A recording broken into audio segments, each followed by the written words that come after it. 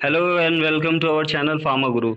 Today we are going to discuss about the pharmacology second.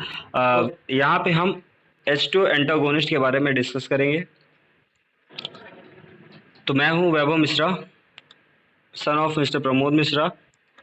तो आइए start करते हैं बिना टाइम वेस्ट किए। ठीक है, तो H2 एंटागोनिस्ट क्या होता है? H2 क्या है? बेसिकली अगर हम इसको स्प्लिट करके देखें और समझें कि ये क्या है, तो H2 क्या है? H2 है रिसेप्टर के टाइप। हिस्टामिन जो है, हिस्टामिन के 4 टाइप होते हैं। इसके पहले वाली वीडियो में हमने बताया है, फिर बता देते हैं कि हिस्टामिन के 4 टाइप होते हैं: H1 receptor, H2 receptor, H3 receptor and H4 receptor. तो H2 क्या है? Type of the histamine receptor. तो H2 ये हो गया। अब एंटागोनिस्ट क्या होता है? आप सबने पढ़ा होगा कि एंटागोनिस्ट क्या होता है। भाई जो स्ट्रक्चर में सेम होता है हिस्टामिन के स्ट्रक्चर में, अगर हिस्टामिन के एंटागोनिस्ट की बात कर रहे हैं एग्जांपल के तौर पे, तो हिस्टामिन के स्ट्रक्चर में सेम होगा और उसके एक्शन को अपोज करेगा। मतलब कि अगर वो किसी चीज को बढ़ा रहा है तो ये घटाएगा। ओके, तो ये जाके उसके एक्शन को एंटागोनाइज कर दे, इनिबिट कर देगा। ये मैंने लिख के भी रखा है। It act as competitive inhibitor, है ना, ऑफ H2 रिसेप्टर। तो ऐसे समझो कि एक अमीर आदमी है, एक गरीब आदमी है। बहुत आसानी से, एक अमीर आदमी है, एक गरीब आदमी है। ठीक है, दोनों जाते हैं बैंक में, दोनों को चाहिए लोन। तो अमीर आदमी क्या है, अपना जुगाड़ लगा के लोन ले लेता है। ठीक है, क्योंकि उसके पास पैसा है। और जो गरीब आदमी है वो नहीं ले पाता क्योंकि उसके पास पैसा नहीं है ना। लेकिन आदमी तो दोनों हैं, है ना, स्ट्रक्चर तो दोनों का सेम है। तो यहाँ होता ये है कि जो अमीर वाला होता है वो जाके H2 रिसेप्टर पे जुड़ जाता है, यानी कि जो एंटागोनिस्ट होता है वो H2 रिसेप्टर पे जाके जुड़ जाता है, और जो हिस्टामिन होता है उसको जगह नहीं मिलती। तो ये compete करके जाके जुड़ जाता है और अपना एक्शन शो कर देता है। और हिस्टामिन जब नहीं जुड़ पाता तो वो अपना एक्शन नहीं दे पाता, तो उसको एंटागोनाइज कर देता है और इनिबिट कर देता है। ठीक है, तो ये सिंपल सी बात है। फिर इसके बाद आज हम क्या डिस्कस करेंगे, इसमें कौन कौन से एंटागोनिस्ट के बारे में। तो यहाँ पे हम सिमेटिडीन के बारे में डिस्कस करेंगे, फैमोटिडीन के बारे में और रेनिटिडीन के बारे में डिस्कस करेंगे। ठीक है, सो आगे बढ़ते हैं। हाँ, एक चीज़ और, यहाँ पे जो मैंने स्टार बना के रखा है, आप लोगों के माइंड में होगा कि भाई ये स्टार क्यों बनाया है। सॉरी, एक मिनट। यहाँ पे जो स्टार बना हुआ है, इस स्टार का मेन मोटो ये है कि इसमें आपको जहाँ स्टार जिस ड्रग के ऊपर लगी रहेगी उसके उसका आपको सार पढ़ना है। सार मतलब स्ट्रक्चर, एक्टिविटी, रिलेशनशिप पढ़नी है। ठीक है, तो ये हम पढ़ेंगे। एक मिनट, इसको इरेज करते पहले। चलो आगे बढ़ते हैं। तो अब सार पढ़ने के लिए सबसे पहले क्या जरूरी होता है? भाई स्ट्रक्चर जरूरी होता है। ठीक है, सबसे पहले क्या जरूरी होता है? स्ट्रक्चर जरूरी होता है। तो यहाँ देखो structure, H2 antagonist general formula, H2 antagonist का जनरल फार्मूला। तो इसमें क्या है, एक इमिडाजोल रिंग है, एक पोलर नाइट्रोजन ग्रुप है और एक बेसिक हेट्रोसाइक्लिक ग्रुप है R से, जिसको हमने डिनोट किया है। ठीक, यहाँ पे देखो ये पोलर नाइट्रोजन ग्रुप है। इसमें ये क्यों होना जरूरी है? ये इसलिए होना जरूरी है, जो एंटागोनिस्ट एक्टिविटी होती है वो इसी की वजह से होती है। अगर इसके जगह पे आप कुछ भी रिप्लेस कर रहे हो और वो पोलर नहीं है, तो क्या होगा कि जो एंटागोनिस्ट प्रॉपर्टी है वो चली जाएगी। और यहाँ पे हेट्रोसाइक्लिक रिंग है, मतलब कि साइक्लिक ग्रुप आप जोड़ोगे। ठीक है, और ये बेसिक इमिडाजोल रिंग है। तो आगे बढ़ते हैं।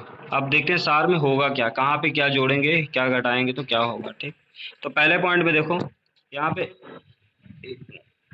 पहले पॉइंट पे यहाँ पे imidazole ring of histamine is not used for competitive antagonism of histamine at H2 receptor. यहाँ पे ये कह रहे हैं कि जो ये इमिडाजोल रिंग है, ये जो इमिडाजोल रिंग है, ये यूज नहीं होती है एज अ एंटागोनिस्ट, है ना।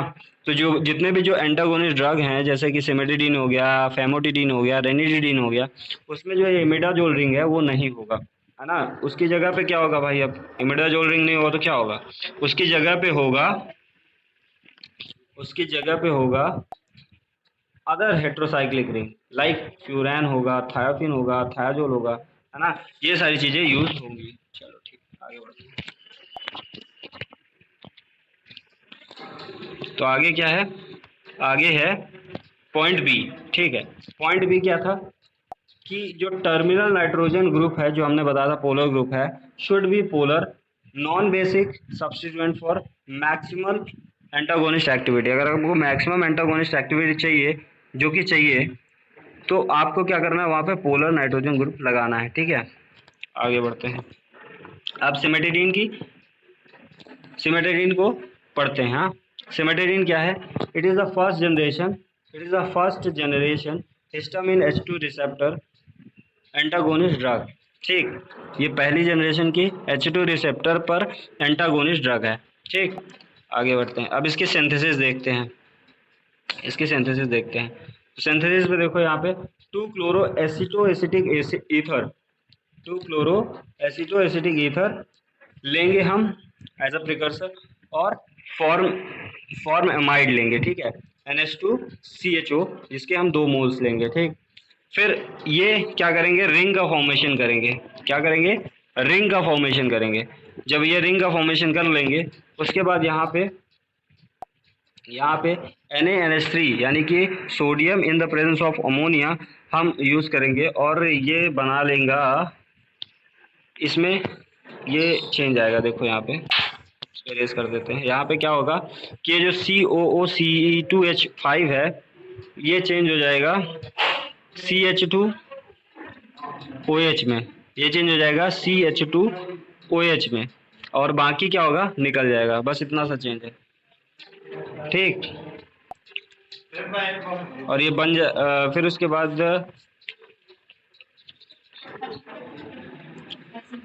ये 2 मरकैप्टो एथाइल एमाइन के प्रेजेंस में आगे रिएक्शन को फॉरवर्ड करेगा। तो यहाँ पे देखो इसका जो मतलब स्ट्रक्चर है वो क्या है, HSCH2CH2NH2। तो ये है इसका स्ट्रक्चर। तो एक मिनट। हाँ, तो यहाँ पे अगर हम देखें तो क्या चेंज आया है, जब ये 2 मरकैप्टो एथाइल एमाइन के प्रेजेंस में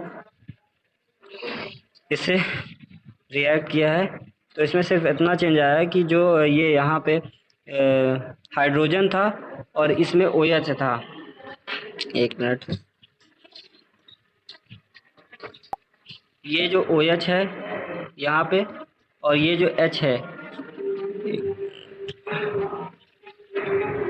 इसका H, ये सल्फर वाला H, ये दोनों मिलके वाटर बना लेंगे, और फिर ये पूरा का पूरा ग्रुप यहाँ आके CH2 के बाद जुड़ जाएगा। ये देखो यहाँ पे CH2S CH2 ठीक। इसको इरेज करते हैं।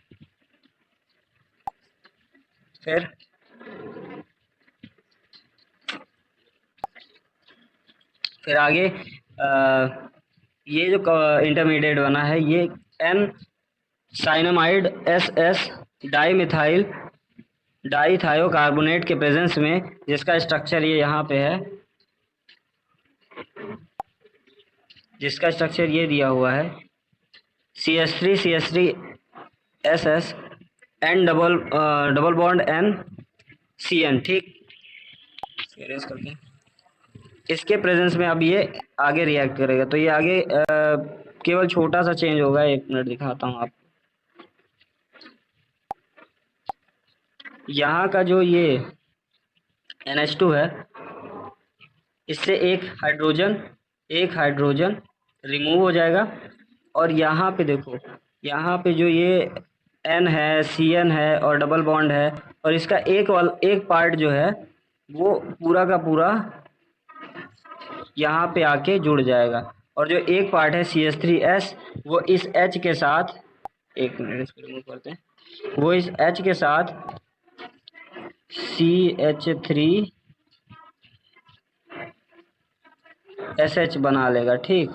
CH3SH बना के निकल जाएगा, और ये हमारा यहाँ तक का इंटरमीडिएट बन गया। फिर अगले पेज में देखते हैं कि क्या होगा। अगले पेज में ये मिथाइल एमाइन के प्रेजेंस में जिसका फॉर्मूला है CH2NH2 सॉरी CH3NH3। तो यहाँ पे फिर आगे वही होगा, जो H था उसको रिमूव हो जाएगा और NH CH3 जाके जुड़ जाएगा और सिमेट्रीन बना लेगा। ठीक, यहाँ पे हमारा सिमेट्रीन का फॉर्मेशन हो जाएगा। ठीक, एक मिनट उसको erase करते हैं। फिर क्लिनिकल यूज के बारे में देखें तो it is used in the treatment of gastric ulcer, peptic ulcer, duodenal ulcer and it is also inhibit the gastric acid secretion, है ना। तो गैस्ट्रिक अल्सर के ट्रीटमेंट में यूज होता है, पेप्टिक अल्सर के ट्रीटमेंट में यूज होता है, ड्यूडेनल अल्सर के ट्रीटमेंट में यूज होता है, और बढ़ा हुआ जो एसिड है, एसिड का सिक्रेशन है पेट में, उसको भी कम करता है, इनहिबिट करता है। फिर डोज कैसे लेना है इसको, ओरली 200 mg लेना है 3 दिन में 3 बार खाने के साथ, खाने के बाद मतलब। उसके बाद अगर रात में ले रहे हैं तो 400 mg लेंगे आप, है ना। फिर उसके बाद रेनिटिडीन और